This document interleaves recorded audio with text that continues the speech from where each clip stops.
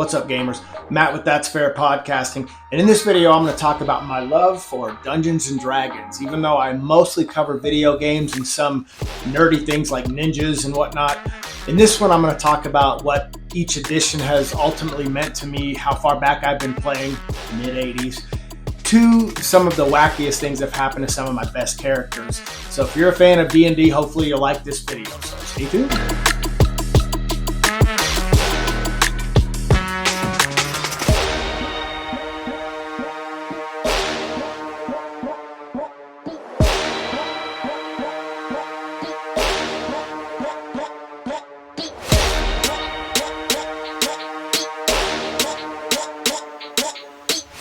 To be honest, I've been playing Dungeons & Dragons for 40 plus years.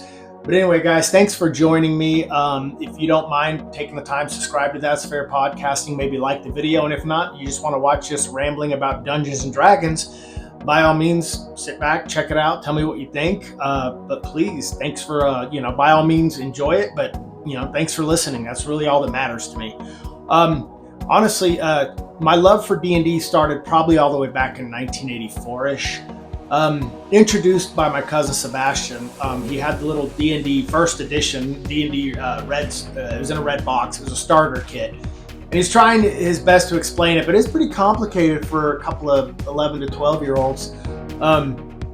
But, we started slowly getting into a groove, but it was my brother-in-law Bart that would really come along and just kind of beat D&D into me in the best way possible.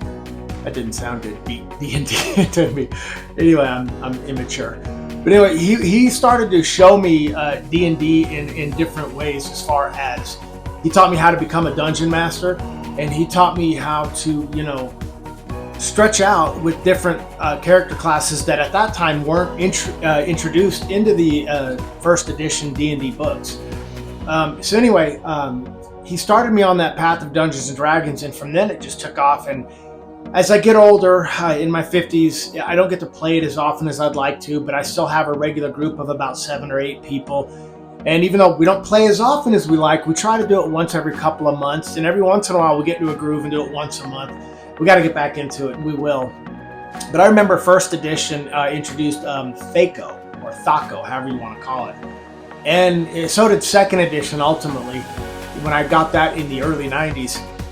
But there were a lot of crazy ass rules to try to learn in D&D, but it was actually fun. I remember being poor, but my friends would bring D&D I went to school in Noble, Oklahoma. My friends would bring D&D to junior high school, and I would literally take hours upon hours, over the process of a bunch of lunch periods to just copy everything. I mean, couldn't use the Xerox machines or anything, so I'd just write down everything and have my own paper written. I did that with the first edition Player's Handbook. Not so much the Dungeon Master's Guide, just all the essentials that I could. Mostly random tables and treasures and shit like that. And then obviously the Monster Manual. But, it was an impactful game to me. It's still, to me, something I would rather do over even video games, even though I'm a huge video game freak. Dungeons & Dragons is one of the greatest. And, story in high school, there was this, I won't give her name out because I can't reach out to her these days. I don't know how to. But her name started with a D. We'll just call her Dana. And she was interested in me. She was kind of a hot, popular girl in school. And my friend Joe was like, Matt, Dana's asking about you. Her parents are going to be out of town this weekend and crazy shit. They actually trust everyone to they trust their Dana and her sister to hold the place down, but they were having a big party, and Dana was asking about me. And this is a true story. This is how much of a nerd I was. And Joe's like, oh yeah, I'm there. I couldn't believe that, Dana was asking about me, but Joe's like, she's asking about you. I'm like, get the hell out of here. Oh, she is. Okay. And I go, wait, is that this weekend? And he goes, yeah, why? And I go, I can't. I have a seriously intense Dungeons & Dragons campaign with my cousin Sebastian. And he's like, what?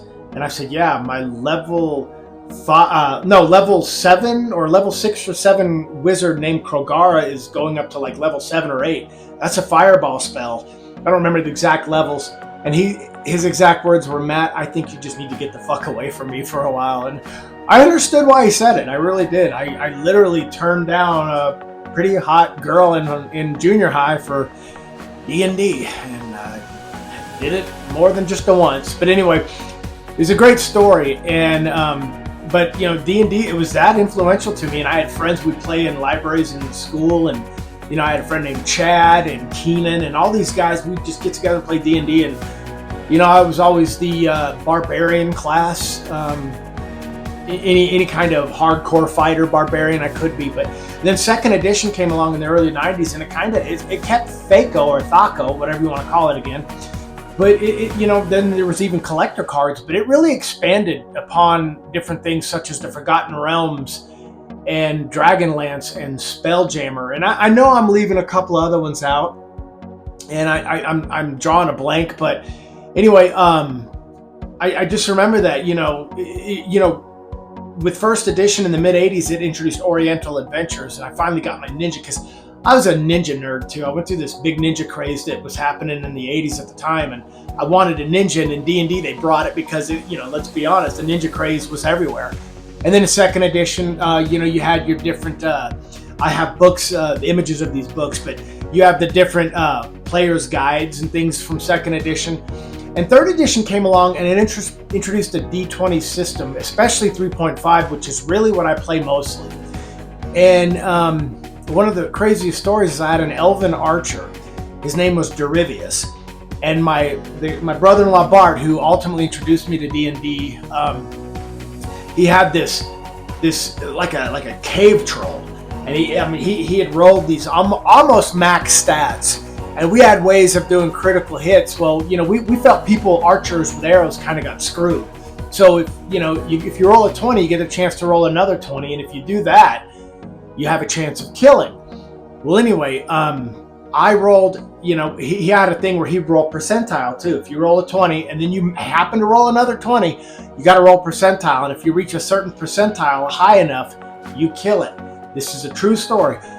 I was aiming at the cave troll with my elven archer. He was a wood elf, Derivius, and I aimed and I shot the arrow and I rolled a 20. And he goes, "Okay, Matt, roll another 20." And I rolled another 20, and everyone's eyes got real wide. He goes, "Okay, I won't tell you exactly, but you have a specific high roll on percentile to roll." And I rolled a double odd. No one got to touch this cave troll. I killed the cave troll with one arrow, and that literally boosted my elven archer to higher ranks. He was more of an elven god almost, just off the strength of one shot. True story. It was an awesome story, but I remember like it was yesterday. But I introduced Bart ultimately to 3.5 and 5th edition, where I like 5th edition, but to me, I like to use a little bit of 5th edition and mix it with 3.5. But you know, over the years, I've grown to be mostly fond of the monk.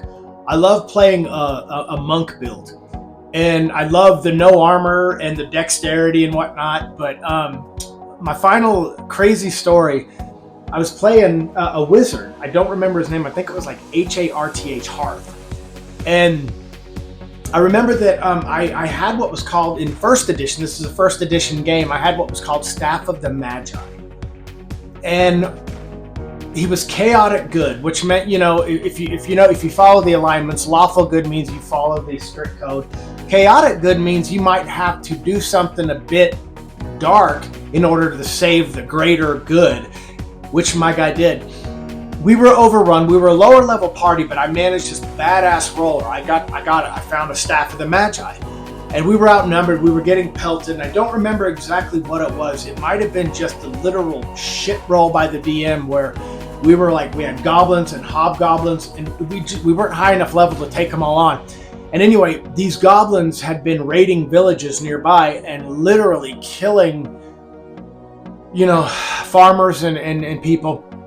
But anyway, faced against all odds, my party all around me, my other PCs were all dead. It was my turn. I told my DM Bart, I said, I'm going to break the Staff of the Magi. And by doing so, I wiped out, you know, there was no, like, I should say not all my party members were dead. Some are unconscious.